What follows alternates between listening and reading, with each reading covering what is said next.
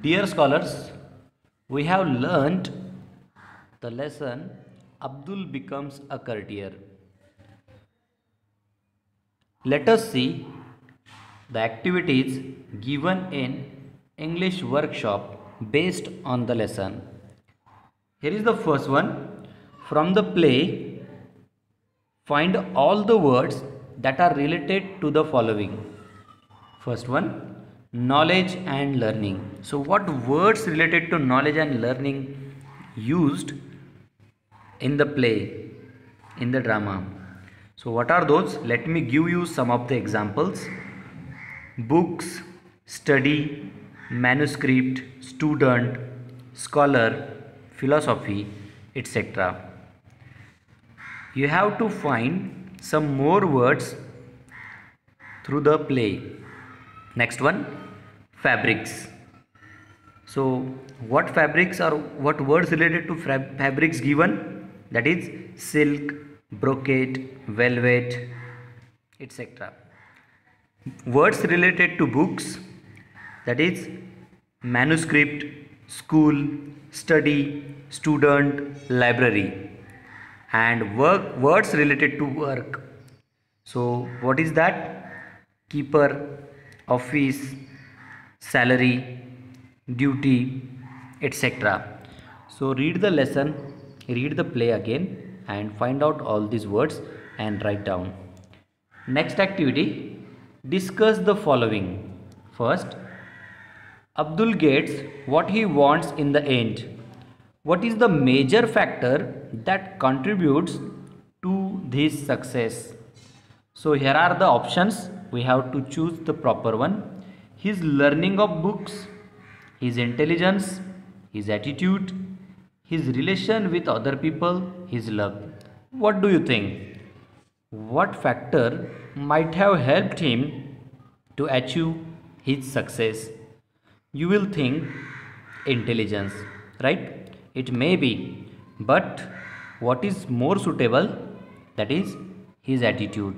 So Abdul had an attitude to become a courtier, and for that, because of that attitude only, he started learning books, gaining knowledge, became intelligent, and with great perseverance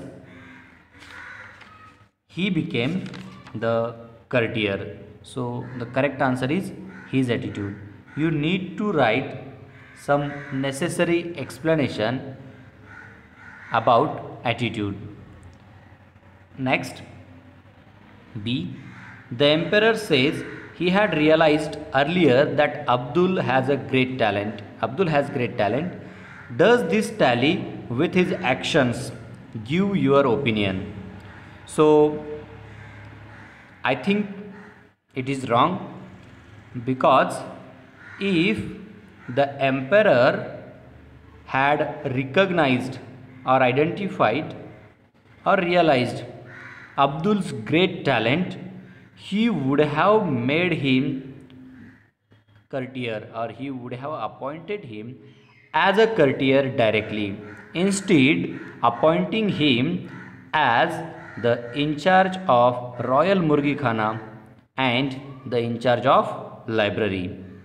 Next, third activity, write a letter from Abdul to the emperor requesting the emperor to give Abdul a suitable job. So here the letter will begin with sender's address.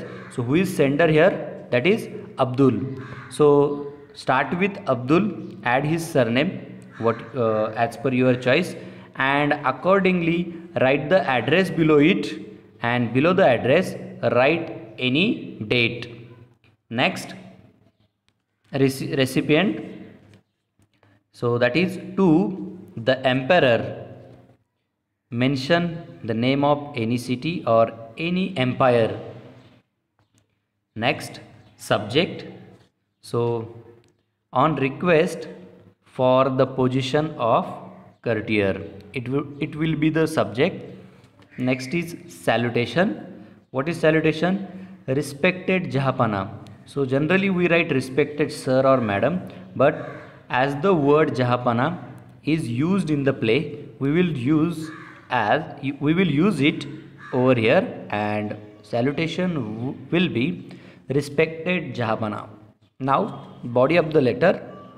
So how would be, or how it would be? So in the body of the letter you have to write about what knowledge Abdul had achieved. So what was that? About philosophy, astronomy, Arabic, Persian, right? So that you have to mention, as well as his experience of working as a clerk. These two things you have to mention, and at last the request to appoint him as a courtier, as well as add the promise that Abdul will do his best. And in the end, thank you, yours, your obedient servant, that is Abdul. So in this way, write the letter. Next, fourth activity, rewrite the play in the form of a short story. So whatever play we learn, whatever drama we learn, that you need to present, that you have to present in the form of story. So as you know, the story begins with some of the phrases. For example, once upon a time, many years ago, etc. You can begin with anyone. For example, once upon a time, there was a boy named Abdul who had a great desire for gaining knowledge. He had a wish to become a courtier. His father was a schoolmaster. In this way, you have to begin the story and go till the end. What is that? His achievement of becoming courtier. Next, fifth activity, suggest at least one method of creating something useful or beautiful from waste. So, how can something waste, or how can something going to waste can be used, can become useful? Just like Abdul saw the bags were thrown away which were having brocades, velvet, so they were just going in waste. So Abdul used them and made those things as useful things. So think of any example which we generally throw or waste, but using that something useful can be made. So think of any example and explain it. Next, write how you take care of your books. So think of, that is, it is covering, it is handling properly, right? So think of all other necessary points and write the answer. Next activity, it is about language study. Common nouns 3. So in the first part of common noun, we learn about countable and uncountable nouns, that is as well as singular, plural. In the second part, we learn about collective nouns. They too have singular and plural forms. Now let us see the part third of common nouns. What is it? Common nouns can be classified in one more way. What is that? Concrete and abstract. Concrete nouns and abstract noun. Let us see what is meant by concrete nouns. Concrete nouns stand for things that you can actually touch or see. So which things generally can be touched? Here are some examples: school, house, bag, butterfly, child. Do you think we can see them? Do you think we can touch them? Definitely yes, we can touch them, we can see them. So all these examples are of concrete nouns. In the same way, books, bags, benches, table, tree, etc. are the concrete nouns. What is the reason? We can touch them, we can see them. Then opposite to this, that is abstract noun. So let us see its definition. Abstract nouns stand for ideas, feelings, qualities, actions, states, etc. Examples: life, time, goodness, progress, kindness, childhood, honesty, mathematics, etc. are the examples of abstract nouns. So what are these? We can't see, all of this. We can't touch, right? Or any other sense organ or any other sense doesn't work on these nouns, so that these are the abstract nouns. Let us see further. Can you spot at least 3 abstract nouns in the following paragraph? So let us read the paragraph to and find abstract nouns. We put the plan of action in motion immediately. We kept it a secret.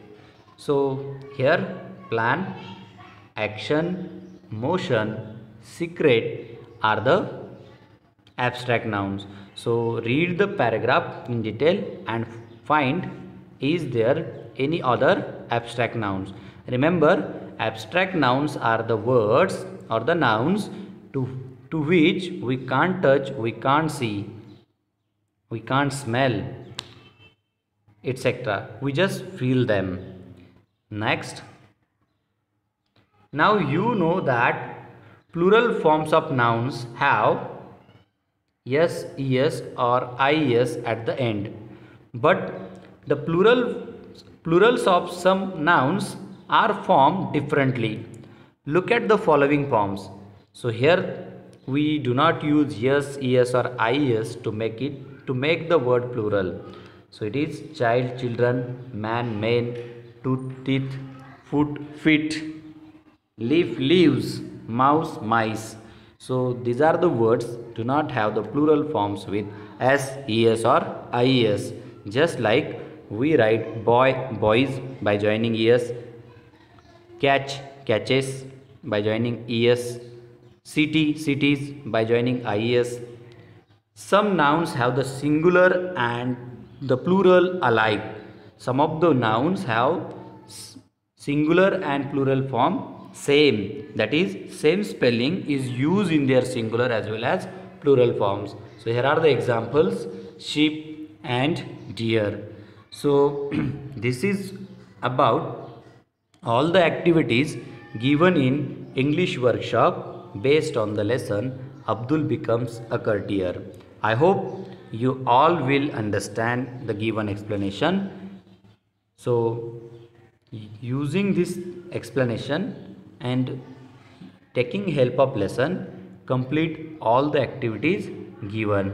Especially make a list of 20 abstract nouns as well as 20 concrete nouns. So concrete nouns are generally common nouns which are the things, maybe persons,